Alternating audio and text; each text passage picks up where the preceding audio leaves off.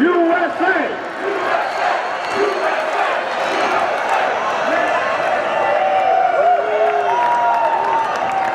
That's just wonderful. What amazing speakers. I'm very humbled to have them here today. And because we can't get enough of these wonderful Texas ladies, let me introduce, also from Texas, Miss Marvina Case. Hello, Boston. I love you all, even those protesting this supposed white supremacist rally. If you didn't know, I'm the darkest white person you've ever seen. I tan 24 hours a day, 7 days a week in Texas because we have sun. My name is Marvina Case. I'm an American daughter, wife, mother. I'm a philanthropist, an author, and entrepreneur. But what I do best is I sin. I'm a sinner. I sin on a daily basis. In fact, I sin every hour that I'm awake, possibly even when I'm sleeping. Just like all of you do, regardless if you acknowledge your sin, the existence of God or not, both I and Darth Vader find your lack of faith disturbing. But it's your right, as my faith is my right. What I find most disturbing is not what you may think. It's not what, how, or who you are doing, but what you're missing. You don't know His love. You don't know the perfection that it brings when you follow God's plan for us. It's heartbreaking, and it saddens me to see people engage in hopeless, unfulfilling, self-destroying behaviors that beat them down harder than a Boston thunderstorm. But even after the worst storm, the sun will shine, and there's a chance of growth. And sometimes, if we're lucky, a rainbow appears. As a child, I got a rainbow cake for nearly every birthday. Rainbows make me happy, even to this day.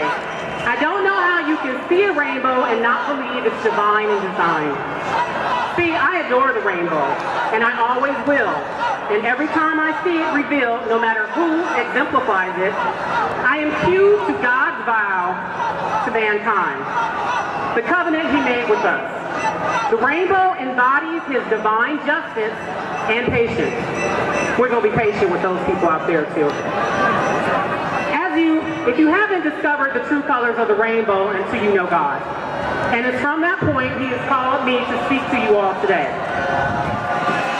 No matter what hyphenated or possibly self-marginalized group you may subscribe to, we all fear being caught in sin and held liable for our sinful actions. So much fear that sometimes we blame others, and we don't want to take responsibility for our unhappy choices. And it's that fear and our free will that joins us, but also separates us. I proclaim this to my children every day before they go to school. I say, God made you what? And they scream, perfect! I said, God doesn't make what? And they scream, mistakes. I said, but people do, so we must what? And they scream at the top of their lungs, forgive!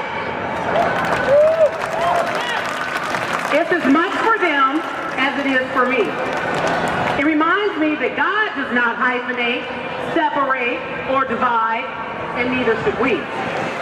We are all His children, and we all make mistakes. Sin is sin.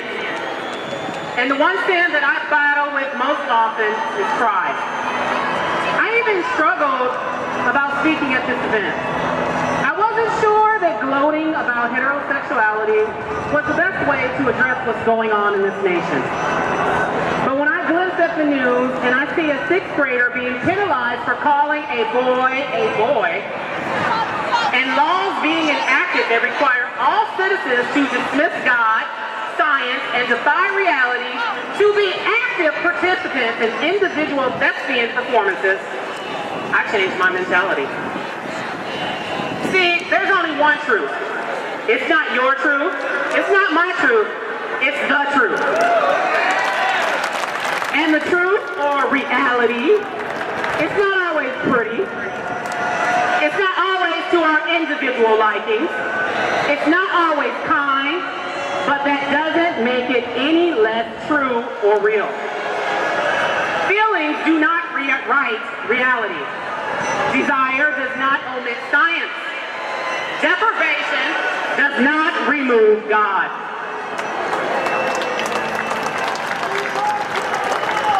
When real people stop living in reality is when our nightmares will truly begin. That is the goal of the evil powers that be, to make America a genderless, godless, nationless mass without individual thought or the ability to reason, a cancer upon itself. A soulless body that can be easily controlled and manipulated. We don't teach kids how to think today. We teach them what to think. There is no more agree to disagree. Civility is dead. Logic has been displaced with feelings, and now there's just tantrums, violence, and self-indulgent foolery. This must end. We must balance the pendulum and be diligent in the truth, even when it's not easy, comfortable, and bittersweet. Remember that the truth will set you free. Now, I'm not here to pass judgment, throw stones, or give praise to anyone other than the Lord, as I know I am not without sin. But as a good friend of mine, musician, Father Kelly Kern said, we all suffer from sin, but that doesn't mean we should celebrate it. I'm not here to entice arguments, as it's not godly. But I am here to give a reason for professed hope. We need to celebrate and define that a righteous life yields a strong union, and a strong union yields a fruitful legacy. There is nothing wrong with being unique, and one can choose to live by their own terms, walk to their own beat, but you must also be willing to live with the consequences of those choices. Today, in our cry for diversity and acceptance, we have forgotten one simple but profound truth. We are pure in loving the opposite sex. As without those fruitful unions, none of us would exist.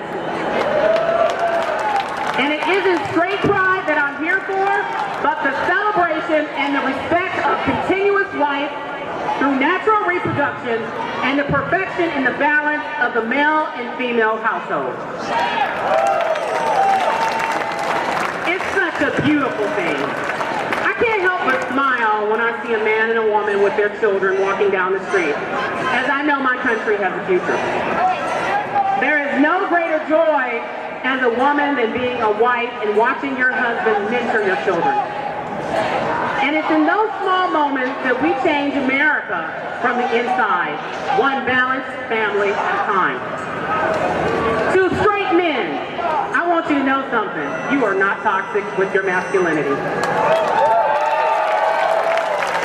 You are remarkable in what is missing in the lives of so many children. Too many homes with just women. Schools are 80% female teachers. We need more men being men, teaching our sons to be men, being masculine, because effeminate, weak men are destroying the balance. And it is evident in every male shooter who had either a weak male role model or none at all.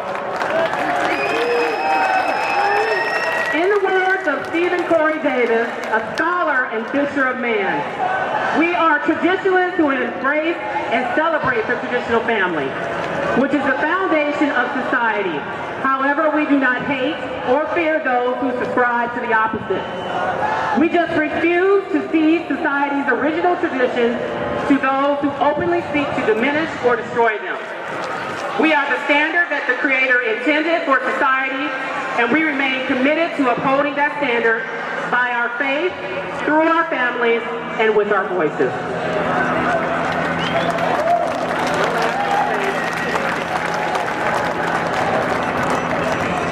Take strength and comfort in knowing there's nothing wrong with being the majority and celebrating our values and traditions.